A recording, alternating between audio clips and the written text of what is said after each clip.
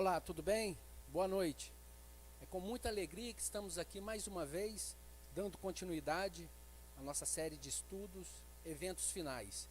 Semana passada nós aprendemos um pouco a respeito do decreto dominical com o nosso obreiro bíblico Olinto dos Santos.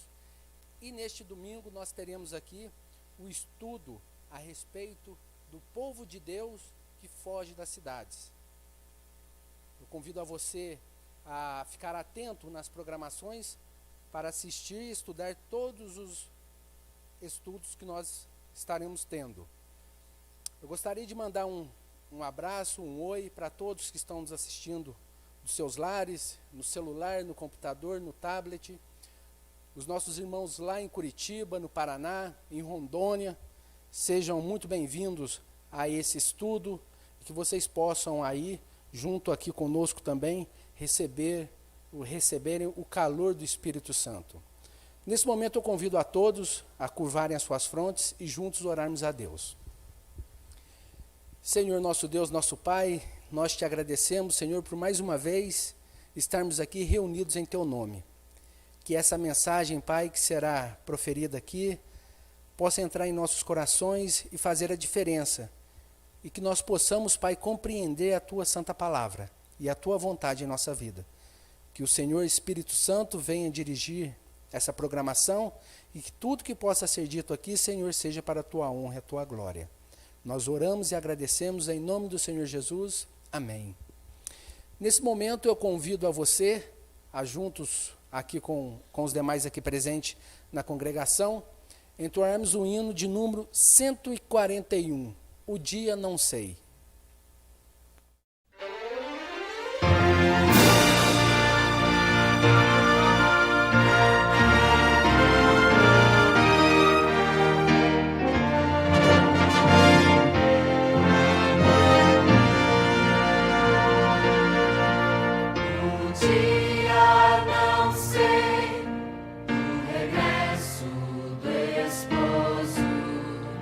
Porém, o sinal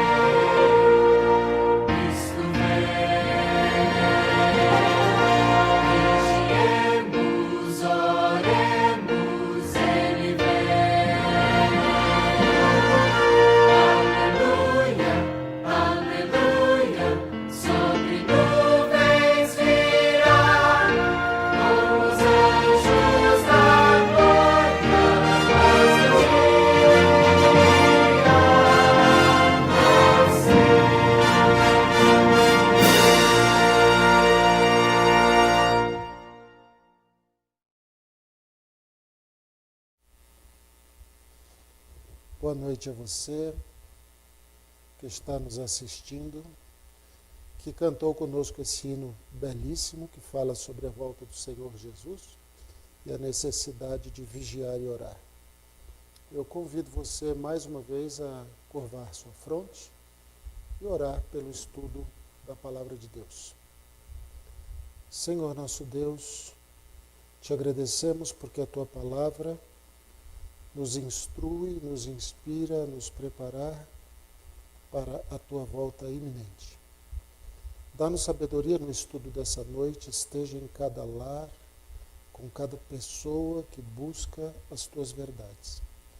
Ajuda-nos, Senhor, a compreender em profundidade as verdades da Tua Palavra e a ter disposição para compartilhar com aqueles com os quais nos relacionamos ao longo da nossa vida, no nosso trabalho, nos estudos, na nossa família, para que eles também tenham o privilégio de Te conhecer e de se preparar para a Tua volta. Perdoa, Senhor, os nossos pecados, que os Teus anjos estejam ao nosso lado, ao lado de cada pessoa que nos assiste, o Teu Espírito Santo seja derramado sobre cada coração sincero nesta noite, no nome do Senhor Jesus. Amém. Nós estamos continuando a nossa semana evangelística e começamos a entrar nos eventos dos últimos dias. Há 4 décadas eu tenho tido o privilégio de ensinar profecias na igreja. E algumas vezes as pessoas perguntam assim, mas você acredita mesmo que essas coisas vão acontecer? Será que esses eventos maravilhosos que parecem eventos de filme de Hollywood vão acontecer? Será que essas coisas de verdade vão ocorrer? Semana passada nós estudamos com Olinto, nosso irmão Olinto, a lei dominical. E a lei dominical tem algumas consequências. E uma dessas consequências é a perseguição do povo de Deus. E eu tenho respondido muitas vezes às pessoas sobre isso. Será que numa época em que a gente tem tantos direitos humanos, direito das crianças, leis de proteção às minorias, em que nós temos leis de liberdade religiosa, países democráticos com garantia de liberdade religiosa, essas coisas podem acontecer? Elas vão acontecer mesmo? Eu quero responder isso para você essa noite, à luz da Bíblia. A primeira coisa que eu gostaria que a gente definisse aqui é se você crê de verdade no que a Bíblia fala, que a palavra de Deus fala. Esse é o ponto de partida. Porque se você crê na palavra de Deus, eu creio na palavra de Deus, e não tenho motivos para descrer, porque tudo que a palavra de Deus trouxe até hoje sempre se cumpriu. Milimetricamente foi cumprido. Tudo exatamente como estava dito. Não é como Nostradamus, que alguns dizem assim, 60% do que Nostradamus disse se cumpriu, 80%. Não, a Bíblia não tem essa coisa de 60%, 20%, 30%. Tudo que foi profetizado na Bíblia, que não era uma profecia condicional, né? O que é uma profecia condicional? Profecias condicionais são aquelas em que Deus disse ao povo, se vocês fizerem isso, vai acontecer isso, se vocês fizerem aquilo, vai acontecer aquele outro. Então, uma das duas coisas aconteciam, as duas não podiam acontecer, evidentemente. Mas, aquelas profecias que não eram condicionais, todas elas se cumpriram, 100%. Até hoje, a Bíblia nunca falhou.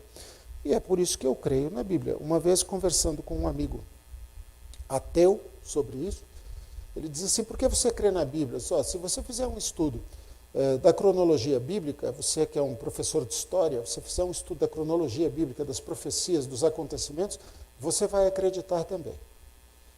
Porque é impressionante, né? Eu gosto muito de citar a questão da Grécia. No tempo que a Grécia era um monte de vilarejos helênicos, que nem existia a palavra Grécia, 300 anos antes da existência da Grécia, Daniel já profetizou a existência da Grécia como império mundial, a união dos povos helênicos, e ainda deu o nome, um nome que não existia na época. Daniel disse o nome que seria dado àquela nação. Então, é uma coisa impressionante, a Bíblia tem isso. Se você crê na Bíblia, então nós podemos começar a explicar por que essas coisas vão acontecer do ponto de vista da história que move a história do mundo. Existem duas histórias no mundo. Uma história que a gente vê, que é a história comum do nosso dia a dia, de pagar as contas, de trabalhar, de cuidar da família, né, que a maioria das pessoas enxerga, infelizmente, né, como sendo a única, mas não é. Existe uma história, um grande conflito entre o bem e o mal, que tem dado as cartas na humanidade. Então, o apóstolo Paulo, em Efésios 6,12, diz que a gente não tem que lidar com a carne, com o sangue. A nossa luta não é contra a carne e o sangue. A nossa luta é muito maior, é contra principados, potestades, forças do ar, espíritos de demônios, né?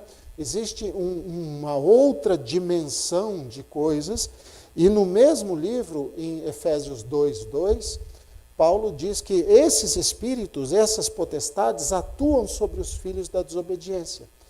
Ou seja, se por um lado Deus e o Espírito Santo atuam por intermédio dos seus fiéis, existem forças malignas que atuam através de pessoas que se deixam, né, que escolhem, que optam por ser usadas por essas forças malignas. E isso define, em grande parte, o andamento da história mundial. Então, nós temos um pano de fundo, vamos chamar assim, né, um pano de fundo, uma história que compõe um pano de fundo que movimenta essa história que nós estamos vendo. E quando nós olhamos para essa história nossa, do dia a dia, das leis, dos direitos, das coisas, realmente nós dizemos assim, mas não está com cara de que vai acontecer isso, não está com cara de que vai ter lei dominical, não está com cara de que vai ter perseguição, não está com cara de que as pessoas fiéis a Deus vão ter que sair das cidades. Mas quando você presta atenção nos movimentos que são dados, que são motivados por essas forças a que Paulo se refere, essas forças espirituais, você percebe que tudo está se encaminhando no caminho, no sentido de que a Bíblia se cumpra. Então, vamos entender isso. Vamos entender isso de um ponto de vista escatológico, né? O que é a escatologia? É uma palavra estranha, a maior parte das vezes nós não ouvimos falar dela, né? O que é a escatologia?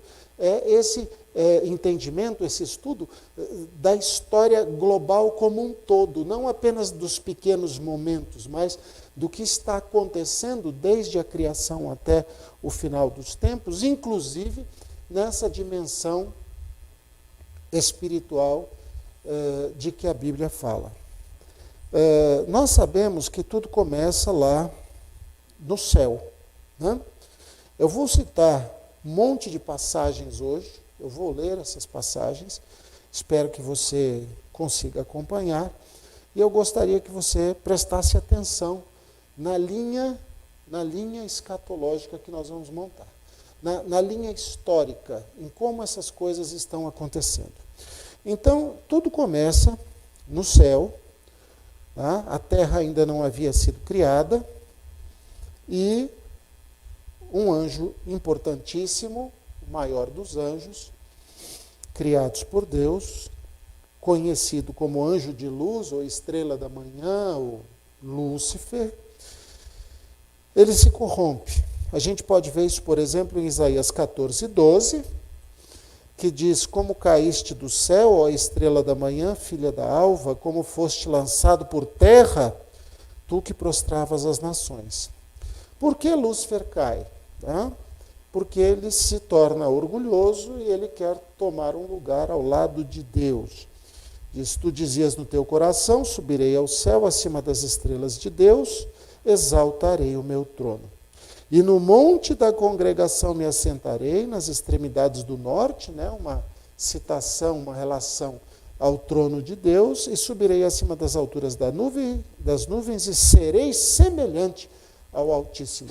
Então, quando Lúcifer tenta estabelecer o seu lugar junto com Deus, embora ele seja uma criatura, ele quer assumir um lugar junto ao Criador, como se fosse igual ao Criador, diz que existe uma guerra no céu e ele é expulso. Então, Apocalipse 12, verso 7 diz: então houve guerra no céu. Miguel, que é Jesus, embora alguns digam que não, mas evidentemente é Jesus, Miguel e seus anjos, batalhavam contra o dragão. O dragão, a antiga serpente. E o dragão e seus anjos batalhavam, verso 8, mas não prevaleceram, nem mais o seu lugar se achou no céu, eles foram expulsos. Verso 9, foi precipitado o grande dragão, a antiga serpente, que se chama o diabo Satanás, que engana todo mundo, foi precipitado na terra, e os seus anjos foram precipitados com ele. Pois bem, o que acontece então? Acontece que, quando Lúcifer e 1/3 dos anjos são expulsos do céu, eles perdem acesso à vida. Eles começam a morrer. Eles haviam morado milênios no céu, mas agora eles começam a morrer. Eles começam a envelhecer, eles começam a entrar num processo de morte. Por quê? Porque só existe vida em Deus Criador. A Bíblia diz que a vida é dada por Deus. No Eclesiastes isso é dito claramente, a vida é dada por Deus. Em Neemias 9, verso 6, nós lemos: só tu és Senhor, tu fizeste o céu, os céus dos céus, e todo o seu exército, a terra e tudo que nela há, os mares e tudo quanto neles há, e tu os guardas com vida a todos, e o exército dos céus te adora. Então veja que Deus fez o céu e os céus dos céus, Ele fez o céu, fez o céu em que Deus mora, o lugar em que Deus mora, que nós chamamos céu, não sabemos onde é, a Bíblia não revela, mas nós chamamos céu. Então Deus fez os anjos, Deus fez as criaturas todas, e Deus preserva essas criaturas com vida. Como é que Deus preserva essas criaturas com vida? Como é que Deus, qual o meio que Deus desenvolveu, criou, estabeleceu para preservar essas criaturas com vida? É o que nós chamamos de árvore da vida. A alimentação da árvore da vida, do fruto e das folhas, preserva as criaturas de Deus com vida. Por que Deus fez dessa forma? Não sabemos. O que a árvore da vida tem? Não sabemos. Quais são as propriedades da árvore da vida? Nós sabemos que a árvore da vida preserva as criaturas com vida. Dá vida eterna a essas criaturas. E isso vale também para os anjos. Quando nós vemos Gênesis 3, 22, no caso da queda de Adão e Eva, diz que então disse o Senhor Deus, Gênesis 3, 22, eis que o homem é como um de nós, sabendo o bem e o mal. Ora, para que não estenda a sua mão e tome também da árvore da vida e coma e viva eternamente, o Senhor Deus, pois o lançou fora do jardim do Éden, para lavrar a terra de que fora tomado. Apocalipse 22, 2, diz: no meio da sua praça, e de um ao outro lado do rio, estava a árvore da vida, que produz 12 frutos, dando seu fruto de mês em mês, e as folhas da árvore são para a saúde das nações. Todas as nações, anjos, não anjos. Então, no céu há uma árvore da vida. Em suas visões, Ellen White viu árvores da vida em outros mundos. Na terra havia árvore da vida. É o meio que Deus estabeleceu. E quando Lúcifer e seus anjos foram retirados do céu e vieram então aqui para a terra, eles perderam acesso à árvore da vida. Enquanto não houvesse pecado, ele não poderia tomar da árvore da vida. Quando Adão peca, imediatamente Deus estabelece, né, como nós lemos aqui em Gênesis, um protetor para a árvore da vida. Havia um querubim na árvore da vida que não permitia que ninguém tomasse da árvore da vida. Então, o que acontece no processo? O processo é que o diabo ele é egoísta, ele não se preocupa com pessoas e muito menos com seus anjos, ele quer salvar a própria vida. Ele foi expulso do céu e ele está morrendo. E ele precisa, de alguma forma, ter acesso novamente à árvore da vida, porque se ele não tiver acesso à árvore da vida, ele vai morrer. E o que a Bíblia diz? A Bíblia diz que ele sabe que ele tem pouco tempo. Quando você pega Apocalipse 12, diz, pelo que alegrai-vos, ó céus, e vós que nele habitais, mas ai da terra e do mar, quer dizer, alegrai-vos céus, porque o diabo foi lançado na terra, saiu de lá, né? Porque o diabo desceu a vós com grande ira, sabendo que pouco tempo lhe resta. Ele tem pouco tempo, ele está morrendo. Então, qual é a aposta dele? A aposta dele é matar Deus, matar Jesus? É evidente que não. Ele não quer isso. O que é que nós lemos na Bíblia? Só Deus mantém as suas criaturas com vida. Lúcifer quer viver, Satanás quer viver. Ele não é mais Lúcifer, agora é Satanás. Satanás quer viver. Então, ele precisa forçar o retorno dele à árvore da vida, ter acesso à árvore da vida. Ele precisa, de alguma maneira, forçar esse retorno. Pois bem, ele não conseguiu fazer isso derrotando Jesus. Jesus veio em perfeição, o venceu no Getsêmani, foi morto. Ele não conseguiu fazer isso antes do dilúvio. Ele precisa de um meio para fazer isso. Ele aposta numa guerra, numa batalha. Aliás, ele sempre fez isso. Quando ele não vence com argumentos, ele tenta vencer pela força. Sempre fez isso. Só que ele já perdeu uma batalha. Nós lemos aqui agora há pouco. Ele perdeu uma batalha no céu. Então, se você... Vamos imaginar aqui. Se você já tivesse perdido uma batalha contra um exército, você voltaria para guerrear com o mesmo exército? Com você o mesmo exército e o outro o mesmo exército? Evidente que não. Você ia se preparar mais. Então, em que Lúcifer tem investido aqui na Terra?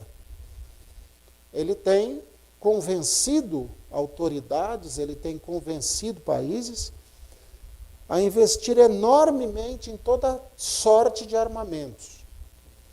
Bombas nucleares, aviões invisíveis, silenciosos, foguetes, tudo que você possa imaginar, escudos espaciais, armas interespaciais.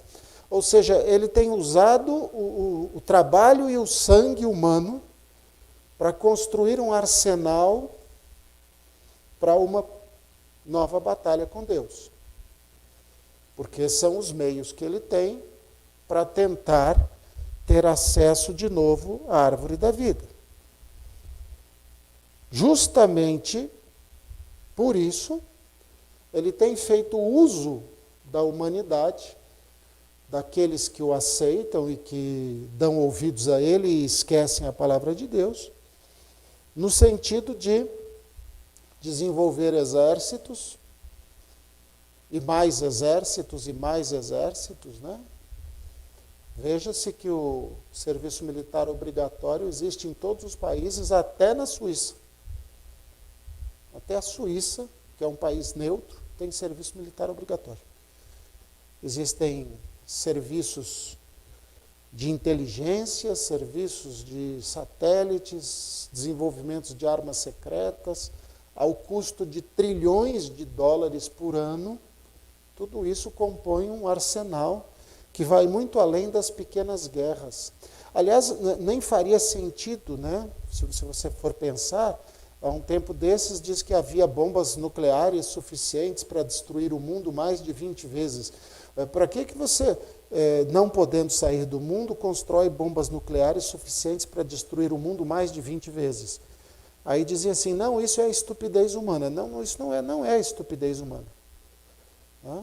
Isso é a influência do mal, como diz Efésios 2:2, o diabo atuando sobre pessoas, tá, que aceitam esse tipo de atuação, atuando sobre os filhos da desobediência, para a construção de um arsenal com que ele pretende enfrentar Deus numa última batalha. E ele tem, né, uma enorme raiva pessoal dos seres humanos, porque os seres humanos foram criados para substituí-lo. Né? O ser humano foi criado para substituir os anjos. Isso é dito claramente no Espírito de Profecia e está na Bíblia também. Você pega 1 Coríntios 6:3, diz assim, não sabeis vós que havemos de julgar os anjos? Né? Nós, quando estivermos no céu, havemos de julgar os anjos. Jesus, em João 14:1, diz assim, não se turbe o vosso coração, credes em Deus, crendo também em mim, porque na casa do meu Pai há muitas moradas. Que moradas são essas que Jesus estava falando que existiam na casa do Pai? São as casas que os anjos caídos ocupavam, tá? E que Jesus diz que viria nos buscar. Então ele diz assim, quando eu for vos preparar lugar, virei outra vez, vos levarei para mim mesmo, para que onde eu estiver estejais vós também. Então, Jesus disse, eu vou vir buscar vocês para ocuparem as casas que estão lá vazias. Há muitas casas, há muitas moradas. Então, Satanás tem um ódio especial da humanidade, porque nós fomos criados para substituir os anjos que foram caídos. O homem passaria por um pequeno período de prova, uma espécie de estágio probatório aqui, de fidelidade, mas falhou no começo ali com Adão e Eva, justamente porque Satanás veio sobre o homem com tremenda fúria. Então, o que acontece? Acontece que desde então, desde que ficou estabelecido, né, que Jesus confirmou essa substituição, Lúcifer tem feito todo o possível para nos destruir. O próprio Jesus diz isso. João 10:10 diz, o ladrão, na parábola, o ladrão se refere a Satanás, o próprio Jesus diz, o ladrão é o diabo, né? O ladrão vem senão para roubar, para matar e para destruir. Jesus veio para que tivéssemos vida e abundância, mas o ladrão, Satanás, vem para lutar, matar e destruir. E aí você pode perguntar assim, mas então por que eles não fazem isso diretamente? Por que Satanás usa pessoas e não ele mesmo e os seus anjos? Bom, primeiro porque seria uma covardia tremenda, né? Esses anjos, mas não que Satanás se preocupe com a covardia, tá? Mas seria uma covardia tremenda que os anjos, seres superiores a nós, nos atacassem, nos matassem. Então a Bíblia diz que Deus não permite que isso aconteça. Isso está em Lamentações 3:22, onde se diz que as misericórdias do Senhor são a causa de não sermos o quê? Consumidos. Por que nós não somos consumidos? Por que nós não somos mortos imediatamente, todos nós, destruídos?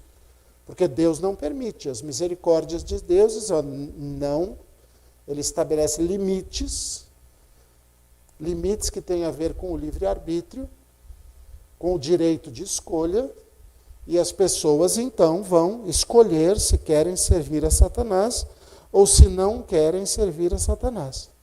Então, qual é a única exclusiva preocupação de Satanás? Ele é egoísta, ele é mentiroso desde o começo, ele é desde o princípio homicida. A única preocupação dele é ele ter acesso à árvore da vida, porque sabe que está morrendo. Para isso ele tem usado pessoas.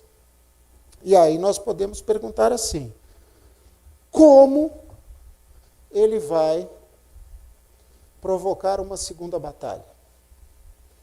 De que maneira Satanás pode provocar uma segunda batalha com Deus? De que maneira Satanás pode fazer com que Deus se disponha a uma segunda batalha, uma vez que ele já foi expulso? A Bíblia nos diz isso. A Bíblia nos diz isso. Zacarias 2,8 diz: porque assim diz o Senhor dos Exércitos, depois da glória ele me enviou às nações que vos despojaram, porque aquele que tocar em vós, toca o quê? Na menina do seu olho. Isaías 35:4. Dizei aos turbados de coração: sede fortes e não temais, eis que o vosso Deus virá com vingança, com recompensa de Deus, ele virá e vos salvará. Veja, Jeremias 46:10 diz: porque este dia é o dia do Senhor Deus dos Exércitos, dia do quê? De vingança, para ele se vingar de quem? Dos seus adversários. E olha que interessante o que diz na sequência: e a espada devorará, e fartar-se-á, embriagar-se-á com o sangue deles, porque o Senhor Deus dos Exércitos tem um sacrifício na terra do norte, junto ao rio Eufrates. A terra do norte, junto ao rio Eufrates, é uma referência direta à Babilônia. E Babilônia é uma representação do reino do mal na terra. Então, diz aqui que Deus tem uma vingança, uma conta a acertar com Babilônia. Deus tem uma conta a acertar perto do rio Eufrates. O que esses 3 versos que nós lemos dizem? Que a maneira que Satanás tem de provocar uma segunda batalha com Deus é atacar o seu povo. Ao atacar o seu povo, ao perseguir o seu povo, ao destruir o seu povo, ao tentar destruir a igreja de Deus, Satanás toca na menina dos olhos de Deus. Aquela que é chamada de a noiva. A Bíblia chama a igreja de Deus de a noiva. Qual noivo não protegeria sua noiva? Qual noivo não iria cuidar da sua noiva? Qual pessoa não cuida da menina dos seus olhos? Menina dos olhos é uma expressão que nós usamos, é uma expressão, aliás, muito difundida em várias línguas, que diz respeito a algo absolutamente precioso que nós cuidamos com todo carinho. Então, Satanás sabe que, ao mexer com o povo de Deus, ao perseguir o povo de Deus, ao tentar destruir o povo de Deus, Deus virá, intercederá, tomará vingança. E é então a oportunidade que Satanás tem de tentar submeter o poderio de Deus para ele, Satanás, ter acesso novamente à árvore da vida, salvar a sua vida. Que é só a preocupação que ele tem. Só a preocupação que ele tem.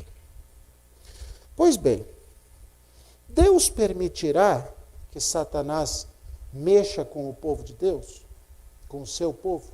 Deus permitirá que Satanás persiga e ataque e faça mal ao seu povo? A Bíblia diz que sim, porque isso faz parte das provações, da formação, da purificação do povo de Deus. Deus usará isso para a purificação do seu povo. Quando nós pegamos Lucas 21, a partir do verso 12, depois vamos ler 16, 17, 23, 24, Jesus narra o que aconteceria com Jerusalém em breve, aconteceu ali no ano 70, mas que também se aplica ao que aconteceria com o povo de Deus nos últimos dias. Então, Lucas 21, a partir do verso 12, diz: mas antes de todas estas coisas, lançarão mão de vós, vos perseguirão, entregando-vos às sinagogas e às prisões, conduzindo-vos à presença de reis e presidentes por amor do meu nome. Vos acontecerá isso para testemunho ao mundo. Verso 16, até pelos pais e irmãos e parentes e amigos sereis entregues, e matarão alguns de vós. E de todos sereis odiados por causa do meu nome. Verso 17. Verso 23, mas ai das grávidas e das que criarem naqueles dias, porque haverá grande aperto na terra e ira sobre este povo. Verso 24, cairão ao fio da espada, e para todas as nações serão levados cativos, e Jerusalém será pesada pelos gentios, até que os tempos dos gentios se completem. Como eu disse, essa profecia é dupla, ela se refere tanto a Jerusalém real, histórica, quanto a Jerusalém espiritual, né, ao Israel espiritual, o povo de Deus nos últimos tempos. Jesus está falando aqui que muitos seriam perseguidos, alguns até seriam mortos, nós vamos ver isso daqui a pouco. É interessante que quando nós vamos a Apocalipse 13 e 15, que não está falando mais de Jerusalém, lá a cidade de Jerusalém, Israel, que já foi destruída e reconstruída, mas que está falando do Israel espiritual, do povo de Deus nos últimos dias, a história é a mesma. A gente pega lá Apocalipse 13 e diz, foi-lhe concedido também dar fôlego à imagem da besta. Eu gosto muito de reforçar isso, já falei aqui. Em português, a palavra besta é uma ofensa. A palavra besta é uma palavra que a gente usa para xingar, para ofender as pessoas. Aqui se trata de um animal. Tá? Na visão que João teve, na visão que Daniel teve, ele viu um animal selvagem. Um animal selvagem, uma besta. Tá? Um animal selvagem. Então, aqui o que se está dizendo é que aquele poder terreno, os animais selvagens, conforme o anjo explicou, são poderes terrenos. Aquele poder terreno, chamado aqui de a besta, ele recebe fôlego, né? De quem? Dos Estados Unidos, da besta que sobe da terra, do animal que João viu subir da terra. Para que a imagem da besta falasse e fizesse que fossem mortos todos os que não adorassem a imagem da besta. Tá? Que está falando também de pessoas morrendo por não se dobrarem a adorar a imagem da besta. Verso 16, e fez que a todos, pequenos e grandes, ricos e pobres, livres e escravos, lhes fosse posto um sinal na mão direita ou na fronte, para que ninguém pudesse comprar ou vender, senão aquele que tivesse o sinal, ou o nome da besta, ou o número do seu nome. Então, tanto Jesus, lá em Lucas, também em Mateus e em Marcos, quanto o livro do Apocalipse, falam de um período em que haveria perseguição e morte. De quem? Das pessoas fiéis.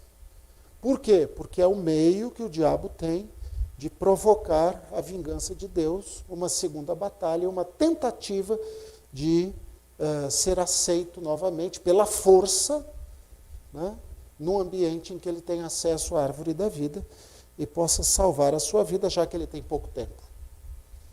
Então, do ponto de vista escatológico, do ponto de vista da história maior desta terra, essas coisas estão se cumprindo.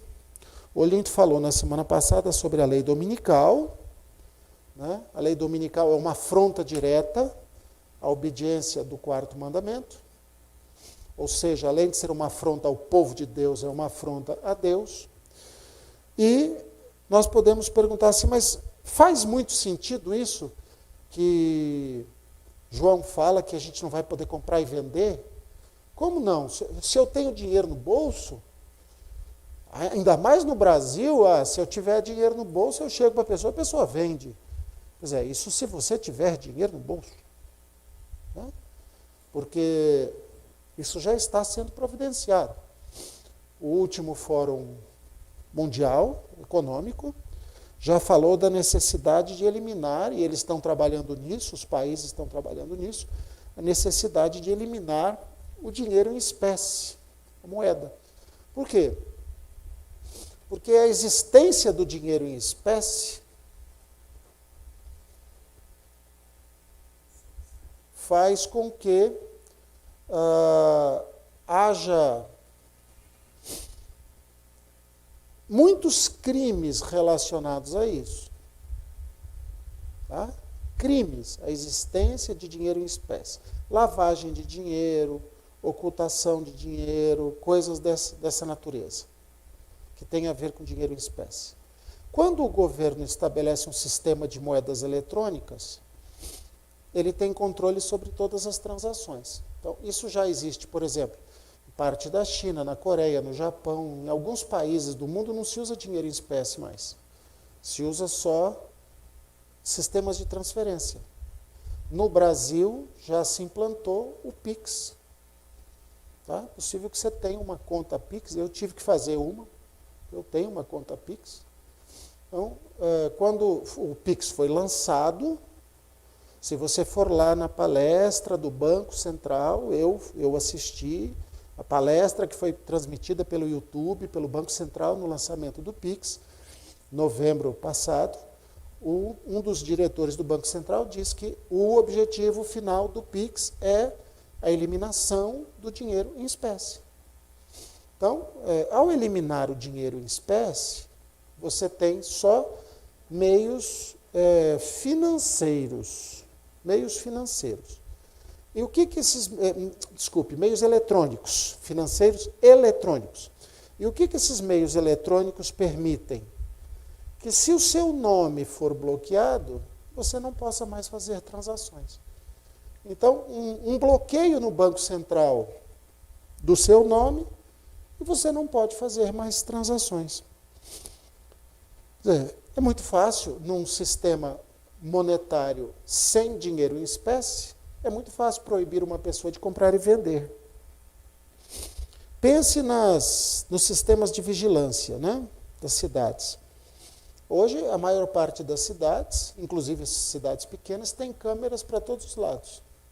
Todos os lados têm câmeras. E qualquer sistema computadorizado hoje, inclusive o seu celular, tem identificador de face.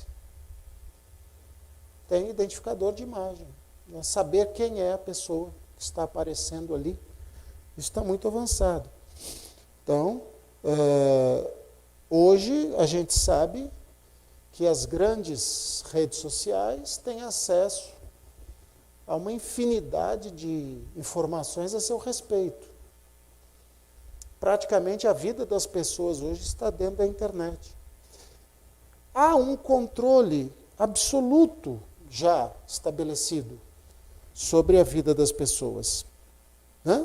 Há um controle enorme sobre sua movimentação financeira, o seu dinheiro, o que você pode fazer, quem é você, onde você está, que lugares você frequenta. Você tem câmeras por todos os lugares, você tem sistemas de vigilância, tudo tem cadastros na internet, tudo que você vai fazer tem cadastro na internet, cadastro, informação. Esses dados são todos cruzados, os dados do seu Facebook, do seu Instagram, do seu TikTok, do seu Quai, do que você tiver. Tudo isso é cruzado, tudo isso é trocado. Então, todas essas informações tornam as pessoas muito vulneráveis à identificação. De maneira que vai chegar um ponto em que um dos poucos lugares em que você vai poder se esconder vai ser no campo, fora das cidades. Num lugar em que não haja câmeras e esqueça o seu celular na cidade, né? Desde que você esqueça o seu celular na cidade. Se você levar o seu celular junto com você, você vai levar um chip, um GPS, uma identificação que já está no seu celular, né? Aliás, essa é uma das respostas que eu sempre dou. As pessoas me perguntam assim, é verdade aquela coisa que vão colocar um chip na gente? Eu digo, mas para que colocar um chip em você se você já comprou um e carrega ele no seu bolso o tempo inteiro? Você já comprou um chip, você botou no seu celular e você já carrega ele no seu bolso o tempo inteiro. Então, já se sabe onde você está o tempo inteiro. Para que você precisa enfiar um chip? Né? Ah, um chip, um grão de arroz, o chip que vem na vacina, o chip que vem... Não, esqueça esse negócio de chip. Você já comprou o chip, você pagou por ele, você carrega ele no bolso o tempo todo. Então, vai chegar um momento na história, e esse momento está muito próximo, em que só será possível esconder-se de uma perseguição se você estiver no campo, se você estiver afastado das cidades. Então, quando a pressão do diabo aumentar sobre o povo de Deus, porque ele quer essa batalha, ele quer essa segunda batalha, ele quer uma chance de tentar vencer a Deus para ser aceito de novo, para ter acesso à árvore da vida e salvar a vida dele. Quando isso acontecer,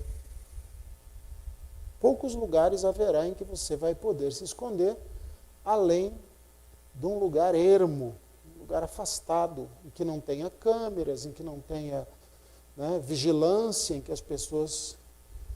e que você consiga, inclusive, alguma privacidade, né? E às vezes até algum alimento. Por isso que Jesus diz em Lucas 21, 20, que quando virdes Jerusalém cercada de exércitos, sabei então que é chegada a sua desolação. Jerusalém cercada de exércitos, para Jerusalém histórica, Jerusalém cidade, era cercada dos exércitos romanos, mas para Jerusalém espiritual é cercada dos exércitos de vigilância do mundo, todos os sistemas de vigilância. Então, Jesus diz: os que estiverem na Judéia fujam para as montanhas, os que estiverem no meio da cidade saiam, e os que estiverem fora da cidade não entrem. Se você estiver na cidade, fuja para as montanhas. Se você estiver fora da cidade, não volte para a cidade. Por quê? Porque a vigilância vai ser muito grande. A questão que se coloca é: todo mundo vai fugir? Todo mundo vai fugir? Todos os crentes que estiverem fiéis aos mandamentos, todos os crentes que estiverem fiéis à lei de Deus, que tiverem optado pela lei de Deus, vão fugir? Não. Até porque isso não é possível. Você imagine que certas pessoas de elevada idade, pessoas que têm problemas de locomoção, pessoas que têm problemas de saúde graves, não vão conseguir fugir. Não vão conseguir ir para uma montanha. Como é que uma pessoa de cadeira de rodas vai subir uma montanha, fugir para o meio do mato? Então, essas coisas são ditas na Bíblia. Se você pegar Jeremias 15, 2, é assim: e será que quando te disserem para onde iremos, dir-lhe-ás, assim diz o Senhor. Os que para a morte, os que para a espada, os que para a fome, os que para cativeiro, para o cativeiro. Todos vão fugir? Não, alguns vão morrer. Alguns vão para o cativeiro, vão ser presos, levados diante de autoridades, para dar testemunho, como disse Jesus. Alguns vão passar necessidade, alguns vão para o campo. E a gente pergunta assim: mas Deus permitirá que essas pessoas morram? Que haja fiéis que vão morrer? Sem dúvida. Para protegê-los. É evidente. Porque o que a Bíblia fala sobre os últimos dias, os dias de perseguição? A Bíblia fala que haverá uma angústia que nunca houve antes. Você pensa na história da Terra, na história da humanidade, dilúvio, destruição, guerras, perseguição, pestes, tudo que aconteceu na história da humanidade, nada se compara à angústia que virá pela frente. Então, algumas pessoas não suportariam isso. E é claro que Deus não vai perder essas pessoas, então Ele vai protegê-las. Como Deus protege essas pessoas? Permitindo que elas descansem. Pega Salmo 116, verso 15, diz assim: preciosa é à vista do Senhor a morte dos seus santos. Preciosa, a morte dos santos é preciosa. Por quê? Porque protege o indivíduo ali.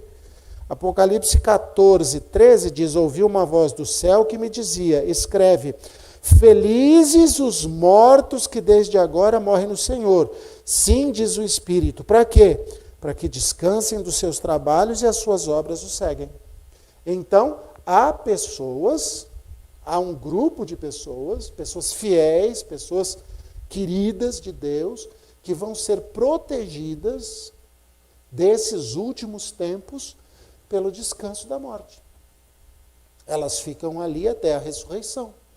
Quando vier a ressurreição, essas pessoas já imediatamente saem glorificadas e já seguem com Cristo para o milênio.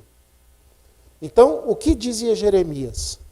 Alguns vão descansar para fugir desse período. Alguns vão ser presos, porque precisarão dar testemunho. Alguns vão padecer necessidade. Né? Alguns vão para a fome, alguns vão fugir. Haverá diversas situações. E a pergunta é assim, como é que eu vou saber o que eu vou fazer? Nós cantamos que nós devemos vigiar e orar. A Bíblia diz, vigie e ore. Prepare-se. Como é que você vai saber o que você vai fazer, o que Deus tem preparado para você? Uma oração que nós fazemos em casa constantemente, minha esposa e eu, é que Deus nos mostre, escolha, defina o que Ele quer de nós nesses últimos dias. O que é reservado para nós? O que Ele quer de nós? Ele vai querer que a gente descanse, Ele vai querer que a gente dê testemunho, Ele vai querer que a gente fuja. A Bíblia está cheia de histórias que mostram como Deus age nesses momentos. Né? Eu tenho respondido isso a algumas pessoas muitas vezes. Mas como é que eu vou saber a hora que eu tenho que sair da cidade? Como é que eu vou saber se eu tenho que sair da cidade? Como é que eu vou saber? Calma.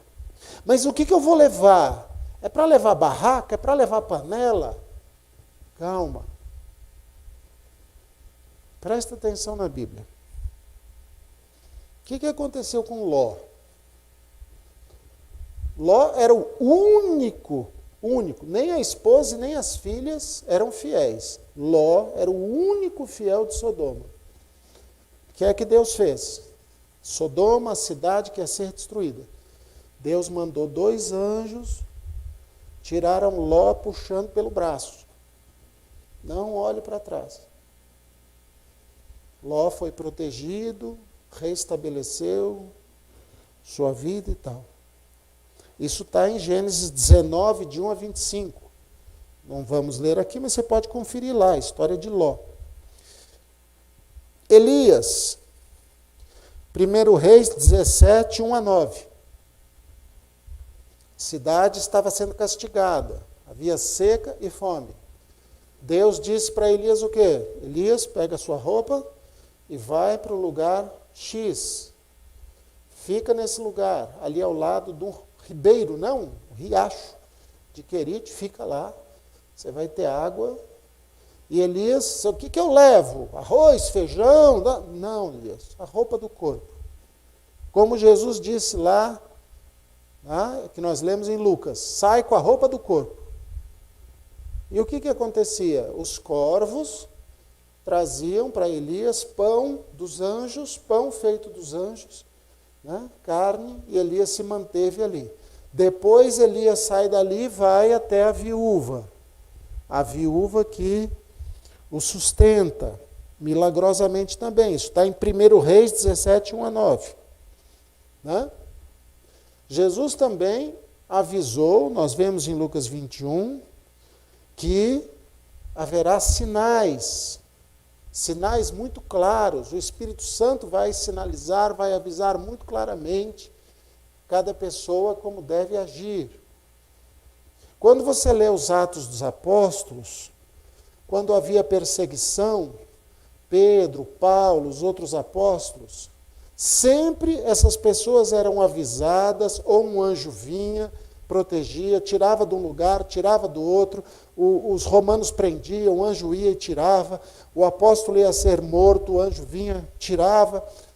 Ou seja, por que essas histórias estão na Bíblia? Ló, Elias, os avisos de Jesus, os apóstolos, por que essas histórias estão na Bíblia?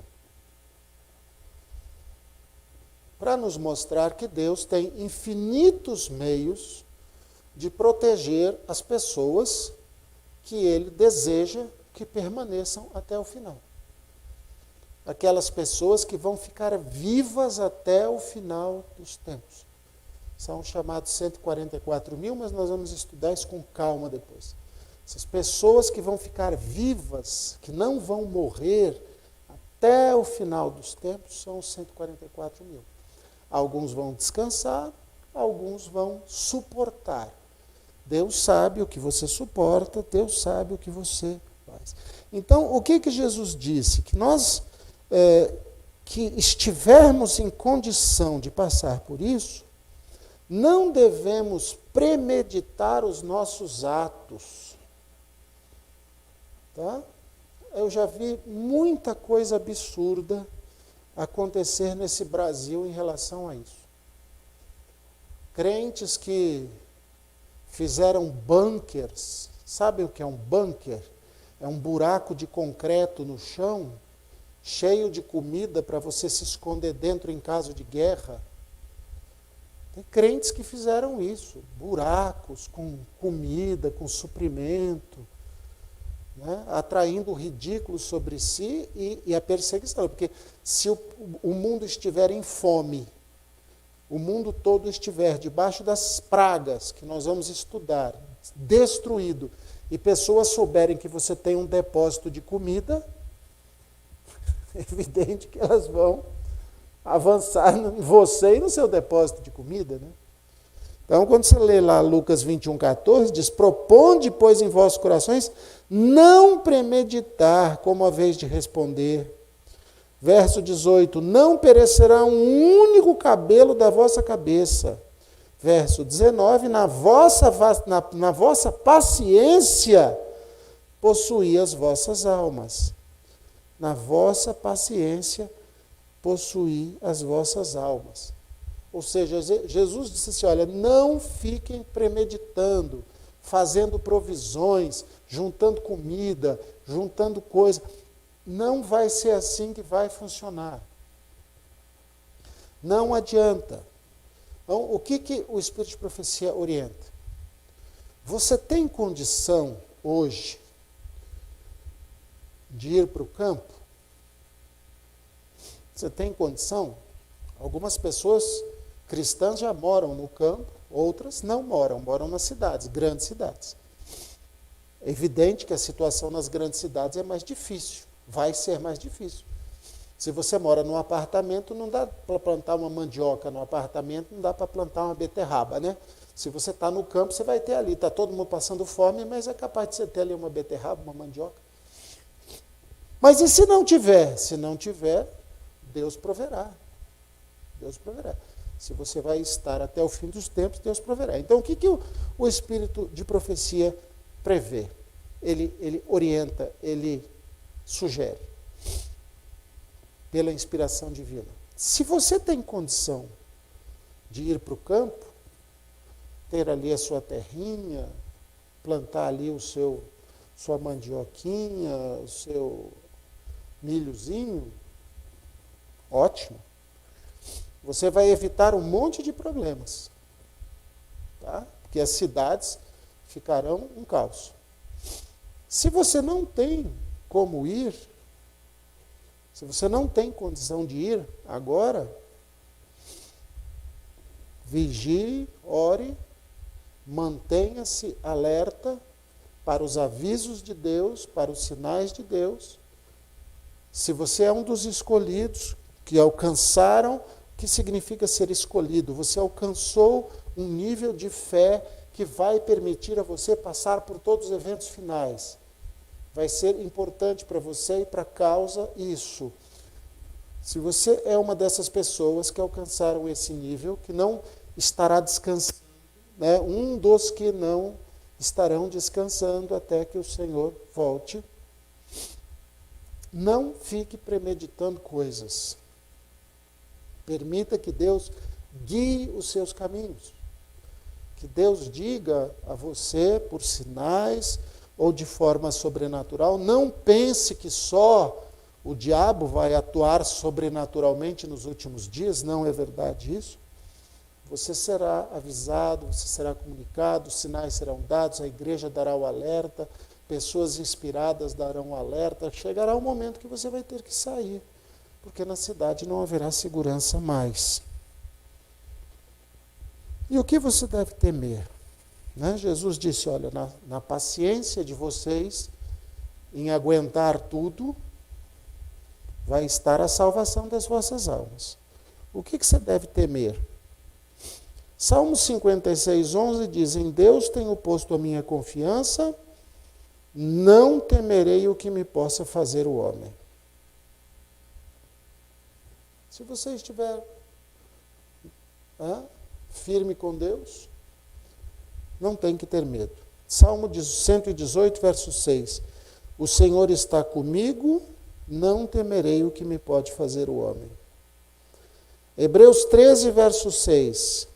E assim com confiança, ousemos dizer, o Senhor é meu ajudador e não temerei o que me possa fazer o homem. Afinal de contas, o apóstolo Paulo diz em 2 Timóteo 1, verso 12, por esta razão sofro também estas coisas, mas não me envergonho. Por quê? Porque eu sei em quem eu tenho crido e estou certo de que é poderoso para guardar o meu tesouro até aquele dia. Muitas pessoas têm sofrido desnecessariamente com essas questões relativas ao final dos tempos. Enquanto nós temos liberdade religiosa, enquanto nós temos espaço para adoração, espaço na internet, espaço nas casas, para você fazer o seu culto, você cantar, você orar, prepare-se. Prepare-se. Tenha um relacionamento íntimo com Deus. Leia a palavra de Deus, desenvolva a sua fé, seja fiel aos reclamos de Deus, seja fiel na sua mordomia, seja fiel nas suas palavras. Prepare-se. Porque quem busca Deus em primeiro lugar, a Bíblia diz que o restante, Deus faz. Se você buscar a Deus em primeiro lugar, preparar-se, der tudo da sua vida a Deus, o restante Deus faz. Então, haverá perseguição, segundo a Bíblia? Sim, haverá. Por quê? Porque este é o meio que o diabo tem de provocar uma segunda batalha com Deus. Ele quer, o diabo quer, é a esperança que ele tem. Está construindo aí esse armamento tremendo, aí, usando os homens para construir esse arsenal terrível, porque a esperança que ele tem é submeter o poder de Deus e ser aceito na marra. De novo, né? Ser aceito lá. Viver, né? Vou viver. Comer. Não vai, infelizmente não vai, a Bíblia diz que não vai. Mas é a esperança que ele tem. A esperança que ele tem. Sinto muito. A esperança que ele tem. Só que quem está no meio dessa guerra toda? Nós. Nós estamos no meio dessa guerra. Por quê? Porque nós somos os substitutos. Substitutos dos anjos caídos. Então, à luz da Bíblia, é claríssimo. Você olha para o que está acontecendo, os países desenvolvendo armamentos, o dinheiro desaparecendo, sendo substituído por formas digitais, o mundo religioso se levantando, a natureza em fúria, a natureza furiosa, a natureza fazendo coisas absurdas, nevando onde não nevava, chovendo onde não chovia, e não é chovendo pouco não, é chovendo muito, chovendo para alagar tudo.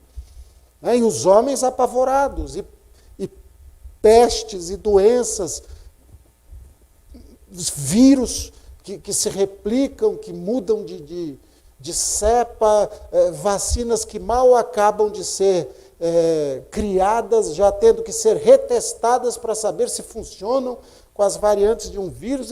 A humanidade está enlouquecida. Enlouquecida. As economias estão sendo derrubadas. Quando você olha e diz, então, era isso que a Bíblia estava avisando, que aconteceria. Todas essas coisas acontecendo para culminar numa lei dominical, e uma lei dominical que pode colocar a culpa no povo de Deus, e o povo de Deus, culpado de tudo, ser perseguido, para que Deus então venha tomar vingança. O que eu posso fazer? Eu? Confiar. O que eu posso fazer é confiar. O que eu posso fazer é estudar, orar. Como Jesus disse, vigiai e orai, para que não caiam em tentação, para que não cometam pecado. O que eu posso fazer é tentar purificar a minha vida, tomar cuidado com as coisas que eu vejo na internet, tomar cuidado com as coisas que chamam minha atenção, tomar cuidado com as coisas que eu digo. As coisas que eu digo são muito importantes, Deus leva em consideração. Tentar ajudar as pessoas, tentar pregar o Evangelho com os meios que eu tiver. O que eu posso fazer é me preparar. E confiar no meu Deus, que é poderoso e sábio, para dizer se eu tenho condição de ir vivo até o fim, se eu vou descansar antes da volta, se eu vou ser levado em testemunho, ou se eu vou suportar todas as provações até o final e ser um dos 144 mil. Confiar, apenas confiar. Como disse Jesus, na vossa paciência está a salvação da vossa alma. Confiar. A Bia vai cantar para nós um hino que fala sobre a proteção de Deus. É um hino conhecido.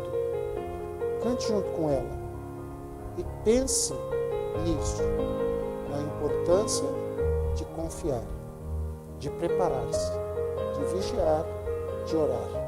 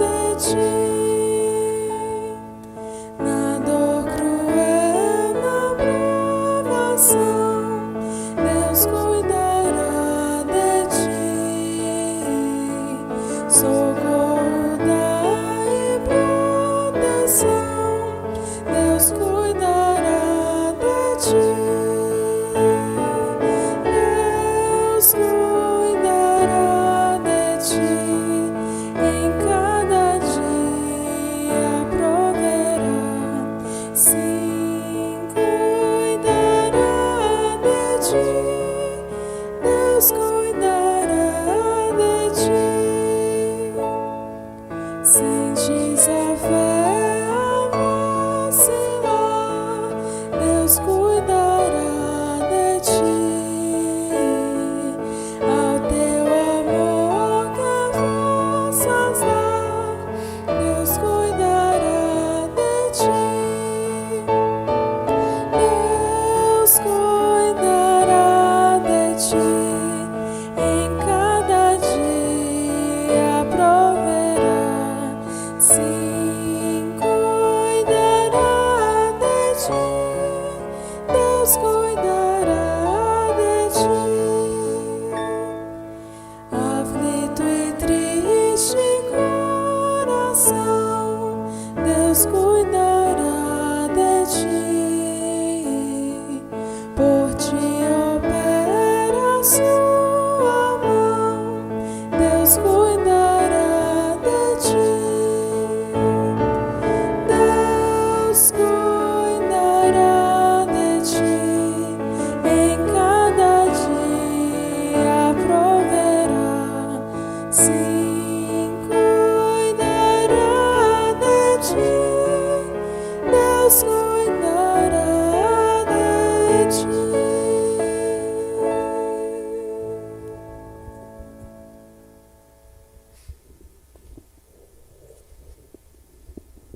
Aflito e triste coração. Está com medo da perseguição? Não tem. Tenha medo do pecado de hoje. Tenha medo do que você olha na internet, tenha medo das coisas que você diz, das coisas que você lê. Tenha medo do pecado de hoje. Porque se você estiver preparado ao lado de Deus, não precisa ter medo da perseguição. Se tiver que sair da cidade, permanecer na cidade, deixe que Deus escolha. Mas prepare-se. Ore comigo. Senhor nosso Deus, nós te agradecemos porque a tua palavra nos explica os movimentos da história, do pano de fundo da história. Porque nós conseguimos entender por que as coisas estão acontecendo. Não ficamos perdidos e amedrontados diante dos acontecimentos. Acontecimentos que têm transformado muitas pessoas em pessoas amedrontadas, deprimidas, cheias de pânico no coração, mas os teus filhos entendem o que está acontecendo e se enchem de esperança. Embora fiquem tristes porque muitas pessoas estão padecendo, estão morrendo, mas nós nos enchemos de esperança porque sabemos que esses acontecimentos nos levam à volta do Senhor Jesus. O Senhor Jesus está próximo. Nós pedimos que os teus anjos estejam conosco, nos protegendo neste momento. Que o teu Espírito nos toque o coração neste momento, para que nós aproveitemos o restinho de tempo que ainda temos, para nos preparar para te servir conforme a tua vontade, nesses últimos dias. Estudando a tua palavra, orando, pregando o teu evangelho, fazendo bem aos outros, aceitando a tua vontade, aguardando a volta de Jesus. Abençoa o teu povo, Senhor. Ilumina as mentes do teu povo, para que entendam a tua palavra. Te pedimos no nome do Senhor Jesus. Amém. Domingo que vem tem mais. Não vou ser eu que vou estar aqui, mas a série evangelística continua. Prepare-se. Coloque aí um aviso para você não esquecer. Domingo que vem, mais estudos proféticos, mais domingos evangelísticos, mais eventos finais. Fique com Deus, que Deus lhe dê saúde e lhe dê paz. No nome do Senhor Jesus.